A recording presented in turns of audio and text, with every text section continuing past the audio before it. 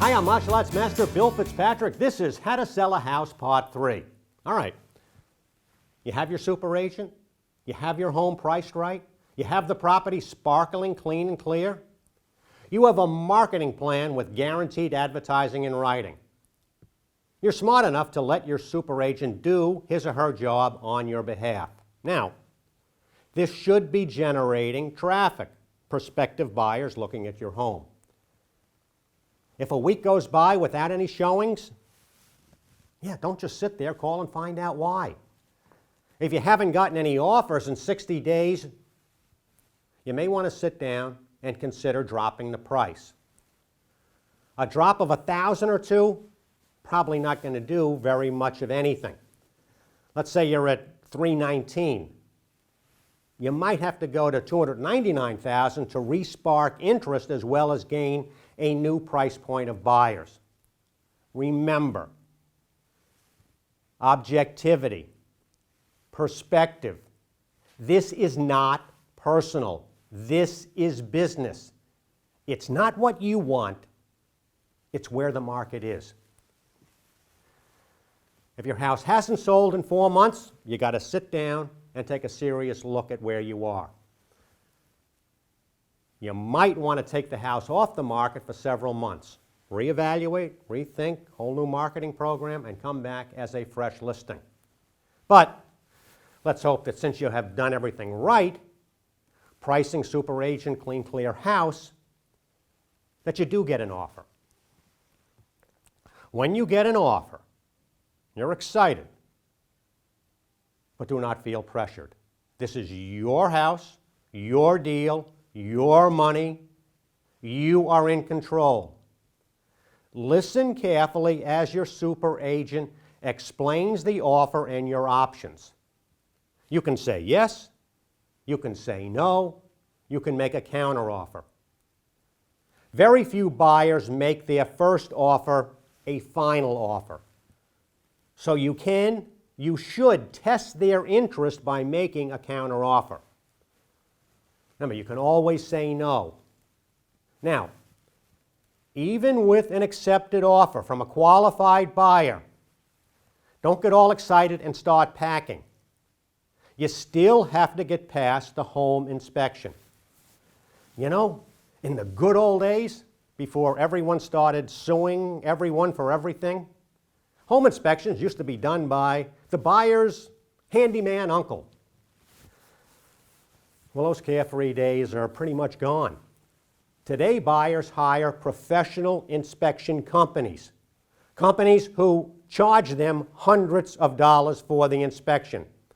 Now, these companies have no interest. They're not your friend. They have zero interest in whether the buyer buys your home or not. They just want to get paid and avoid getting sued. In fact, think about this. If the buyer decides not to buy your house based on the property inspection, the inspector looks like a hero. And he gets hired again when the buyer makes another offer on a different house. The bottom line is that you can expect that the inspection company will find everything that is wrong or could possibly go wrong. Plumbing, sewer, electrical, roof, heating, air conditioning, radon, lead paint, everything. Presume that everything will be checked, and you can bet that the inspector's report will contain enough defects and enough warnings to scare away many buyers. Doesn't matter if the house is 100 years old or it's brand new. The inspector or inspection companies will have a house of horrors list. The terrified buyers, if they don't outright walk away from the deal, will now demand serious concessions. What are major concessions, serious concessions?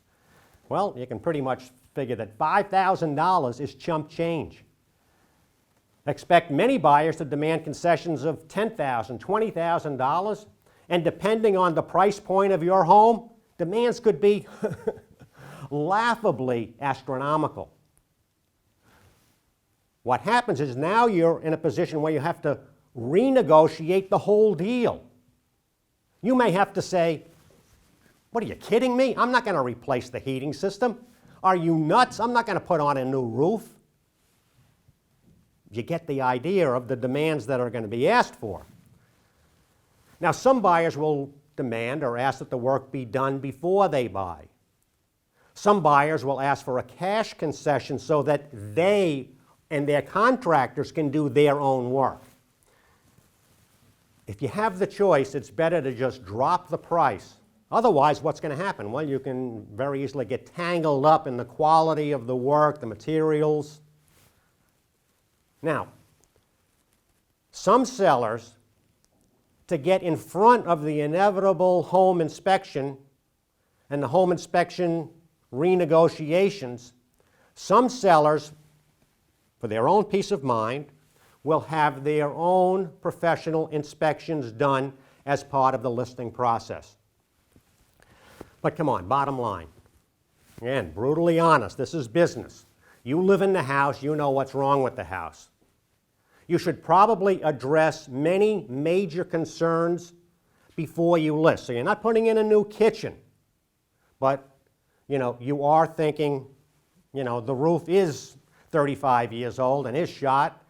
Maybe I should talk about replacing the roof or putting right in the listing an allowance for the roof to be replaced. Believe me, following my advice as one of my students, as an Action Principles champion, you can make money, very good money, buying, selling, and investing in real estate. So, those are just my basic primary tips. There's a lot more here. Watch more of my real estate videos for more tips and more advice.